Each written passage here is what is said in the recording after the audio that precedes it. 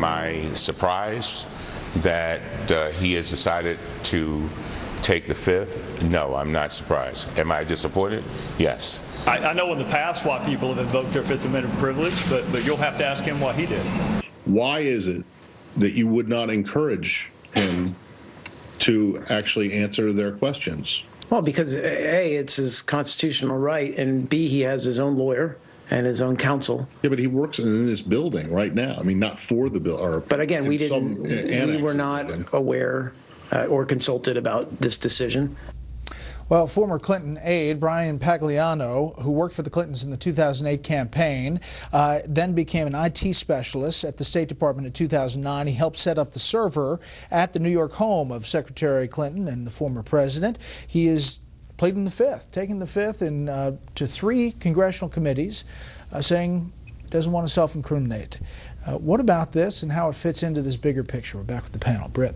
Well, it certainly goes to the question of whether anything illegal was happening here. If he thinks, his lawyer thinks that he might make himself vulnerable to criminal charges by testifying, that certainly raises that question. Now, look, as a practical political matter, taking the Fifth has been shown to work very effectively against contemporary congressional investigations, Exhibit A being the case of Lois Lerner, who, so far as I can tell, has suffered no consequences as a result of that, nor has she been under the thumb of any apparently serious criminal investigation. But her former boss was not also running for president at the time. Yeah, that's true. I mean, I think it's a telling moment, and it tends, as so many things have lately, to keep this story alive. Chuck.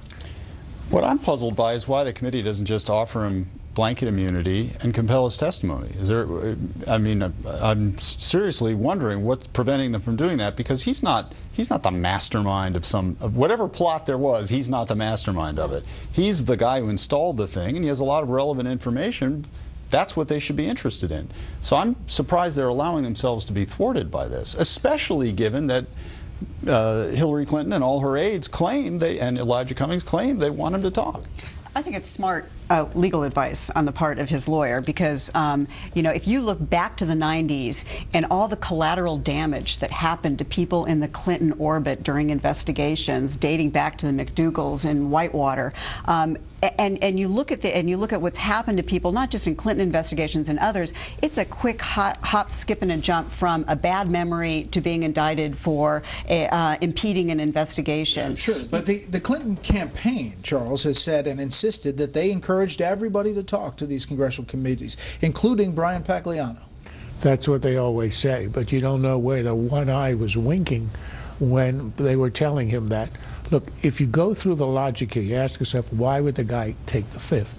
What's he afraid of? He's just an IT guy. He can hardly be prosecuted for having set up a server on behalf of a high administration official. So what's he afraid of?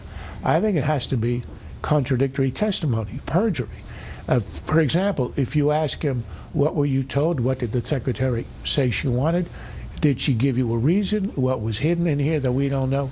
All of these things he'd rather not have to say, because you can be sure there'll be contradictory testimony. I agree with you that he should be given immunity, but I think the reason it's not happening now is they want to have all the ducks lined up so they will know from other testimony what to ask him. I think it's a good thing to wait, and then you give him immunity and you get the story. Cheryl Mills, former chief of staff up on the Hill, testifying closed-door sessions today. I do want to play one soundbite from Brian Fallon, the spokesperson for the Clinton campaign, asked about why the deleted emails.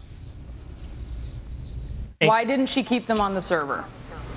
I don't know what the pertinence of that would have been. The Justice Department, in addition to having the electronic form of the PDFs that was provided to the State Department, they also now have the server. So I don't know what the FBI is going to do with it, but they very well may seek to perform any type of operation on it. And if they do, server, right, Brian?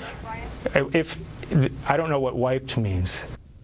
Wow. I mean, Britt, quickly. This every day, it seems, there's an explanation from the Clinton camp that makes even less sense than the last one. That is an absurd statement by that guy. And Hillary's whole defense lately has been that, that the documents are not marked classified, as if her emails, as if there'd be somebody sitting over her shoulder with a stamp every time she sent out an email, stamping it classified. Information, secret information is not classified because it's marked because it's classified. And the issue is the information and the quality of it. And these explanations simply are absurd. I don't know what wiped means. That's it for the panel, but stay tuned for a moment so nice we had to share it twice, or at least try to.